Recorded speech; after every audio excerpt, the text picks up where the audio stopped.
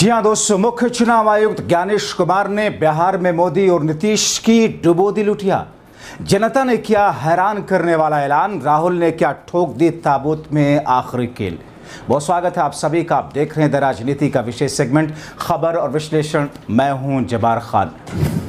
दोस्तों, आखिर बीते 24 घंटे में बिहार की राजनीति में क्या हुआ, जिसके बुनियाद पर यह कहा जा रहा है कि बिहार की जनता एनडीए को हराने का ऐलान कर रही है। आखिर ऐसे वो कौन से बिंदु हैं जिसके बुनियाद पर बिहार में इस बार एनडीए का वो हश्र होने जा रहा है जो 20 साल में कभी नहीं हुआ था।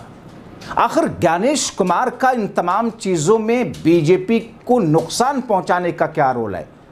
आखिर ये कैसे हम मान लें कि चुनाव आयोग या फिर ज्ञानेश कुमार का कोई फैसला एनडीए के खिलाफ जा सकता है। मगर दोस्तों, ऐसा हुआ है। विस्तार से आपको सब कुछ बताते हैं, एक एक परतें आपके सामने खोलेंगे। आपसे अपील के बने रहे साथ में, और आपको जो कुछ लगता है अपने कमेंट सब शब्दों में लिखते रहे। दोस्तों, दरअसल बिहार की राजनीति में बिहार के चुनाव को लेकर के पॉलिटिकल पार्टीज के नेताओं की सांसें ऊपर नीचे हैं। चुनाव आयोग इस बात की तैयारी में है कि हम कब घोषणा करें बिहार के चुनाव की तारीख की। माना यह जा रहा है कि अक्टूबर के आखिर में घोषणा होगी।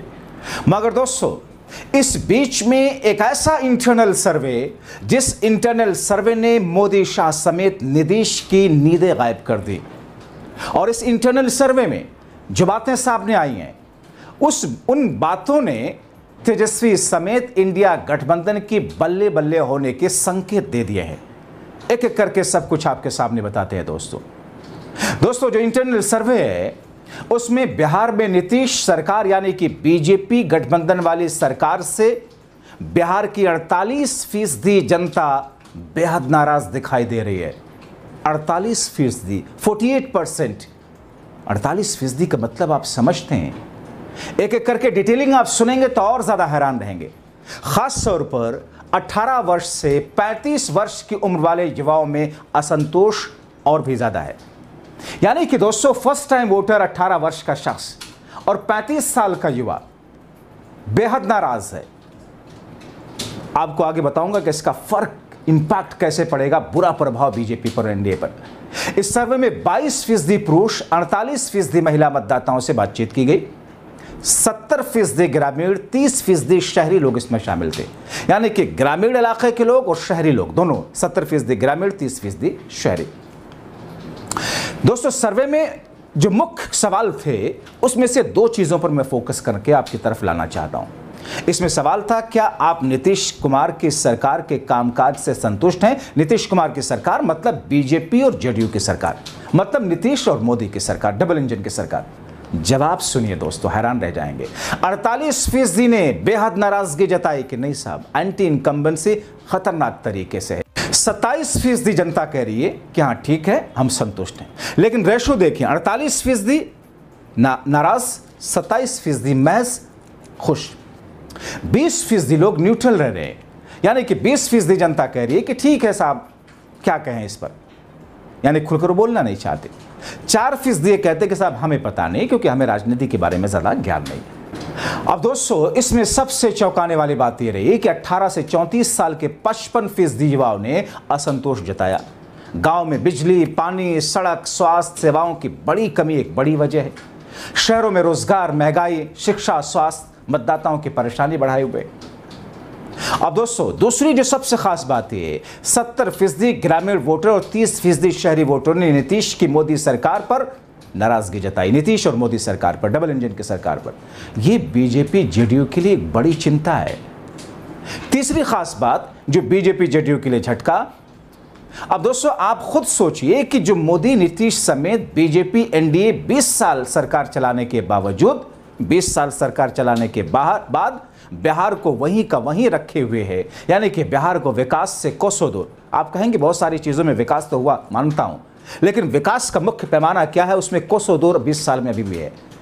अभी भी 20 साल पहले के लालू राज को जंगल राज बताकर लोगों को भ्रमित करने की कोशिश करते हुए दिखाई देते हैं। और ये सिर्फ बीजेपी नीतीश के प्रवक्ता या छोटे भैया नेता नहीं, खुद प्रधानमंत्री माननीय नरेंद्र मोदी, खुद नीतीश कुमार, सरीखे एनडीए के बड़े नेता 20 साल पहले। अब दोस्तों सोचिए, कि जिस शख्स की उम्र ही है 20 साल है, यानी कि जब से नीतीश की सरकार है, जब वो 2 साल का रहा होगा, उसमें तो पता ही नहीं कि 20 साल पहले क्या हुआ था, उस 20 साल पहले में ले जाते हैं ये। तो फिर कोई ये कहे कि साहब 20 साल पहले 22 साल पहले हम गुजरात ले चलते हैं, जहां पर मोदी सरकार नाकाम और फेल साबित हुई थी, जहां पर अल्पसंख्यकों को किस तरीके से निशाना बनाया गया था। मगर ये सब बातें कौन करेगा। दोस्तों वापस बिहार पर आइए। इतना ही नहीं, बिहार में इस बार बिहार की जनता किसे सीएम के तौर पर पसंद कर रही है, उसमें तेजस्वी को 35% जनता सीएम के तौर पर पसंद करते हुए दिखाई दी, जबकि नीतीश को महज 18%, यानी कि आधे का फर्क, और बाकी में 7 नेताओं को जनता देखती है। मतलब तेजस्वी पर जनता का विश्वास ज्यादा है। और इसीलिए दोस्तों मैंने शुरुआत में लिखा कि क्या ज्ञानेश कुमार ने लुटिया डुबो दी भारतीय जनता पार्टी की। मोदी और नीतीश के साथ में इस बार बिहार की जनता क्या करने जा रही है, आपको अंदाजा भी नहीं होगा। यह सर्वे दरअसल एक अंदाजे के तौर पर चिंतन और मनन के लिए सरकार के लोगों के लिए आपके सामने लेकर के आए हैं, मगर बिहार की जनता ने इस बार कुछ और ही मन में तैयार कर लिया। नीतीश से नाराजगी और तेजस्वी के प्रति स्नेह क्यों, मोटा मोटी तौर पर आपके सामने 2 बातें रखता हूं। 20 सालों में बीजेपी और जेडीयू की सरकार, मगर 2 बड़े कार्य हुए जिसकी सराहना हुई, और दोनों कार्य जब तेजस्वी यादव सरकार में रहे नीतीश कुमार के साथ में, तभी वो दोनों कार्य हुए। और ऐसे में उसमें से एक है बिहार में जातीय सर्वेक्षण और दूसरा है नौकरियों का मामला। यानी कि जातीय सर्वेक्षण भी तभी करा सके नीतीश कुमार जब आरजेडी उनके साथ में थी। नौकरियों के मामले में नीतीश कुमार तभी कुछ कर सके जैसा कि तेजस्वी यादव ने ऐलान किया था चुनाव से पहले 2020 के, और सरकार में जब वो रहे किस तौर पर नौकरियों की बात को कर करके, या उन्होंने जिस तौर पर इस बिंदु को छेड़ा, उसके बाद नीतीश सरकार भी मजबूर हुई। इसके अलावा बिहार में 20 वर्षों तक बीजेपी जेडीयू की सरकार रही, मगर जनता के हितों के नजरिए से ऐसा कार्य नहीं कर सके जिसे बड़े स्तर पर सराहना मिले। आप देख लीजिए, बिहार का पलायन बढ़ा, पढ़ाई कमाई दवाई के लिए बिहार की जनता दिल्ली मुंबई कोलकाता दक्षिण भारत बेतहाशा भागती, अभी भी भाग रही है। मतलब बिहार में शिक्षा की स्थिति उस स्टैंडर्ड की नहीं है जिसके लिए 20 सालों में बीजेपी और नीतीश की सरकार कार्य कर सकी हो, कह सके कि हमने शिक्षा के स्टैंडर्ड को बिहार में बढ़ाया। दूसरा, कमाई रोजगार के मामले में बिहार देश के निचले पायदान पर खड़ा है। इतना बड़ा प्रदेश, इतना बड़ा मेन पावर बिहार के, काम करने वाले हाथ, सब कुछ होने के बावजूद बिहार में उद्योग नहीं, काम धंधा का विकल्प नहीं।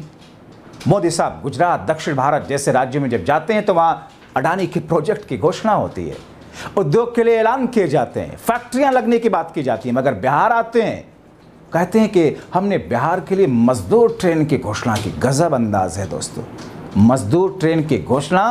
क्या बिहार की जनता का अपमान नहीं है? ट्रेन क्या है? ट्रेन तो लोगों के यातायात के लिए, उससे रेलवे को तो मुनाफा ही है, सरकार को तो प्रॉफिट ही है, इसमें बिहार की जनता के लिए क्या है?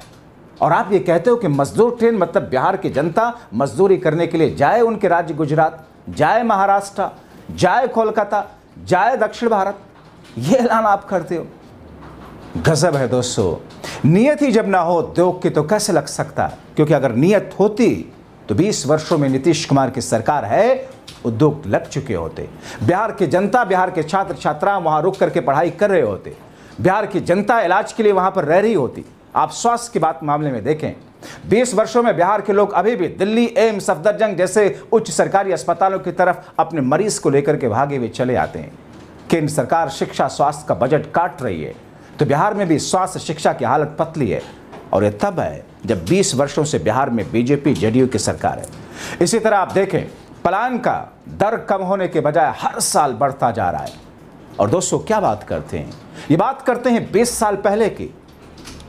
क्या वाकई इन लोगों ने जनता को एकदम मूर्ख धूर्त समझ लिया है, भांग खाया हुआ शख्स समझ लिया है जनता को, कि जनता दरअसल अपना विवेक का इस्तेमाल करती ही नहीं, हमने अंधभक्तों की ऐसी फौज खड़ी कर दी है, हम 20 साल पहले इनको ले जाएंगे और जनता खुश हो जाए, वाह जंगल राज तो था लालू के, उसमें लाओ मोदी को वोट दे दो।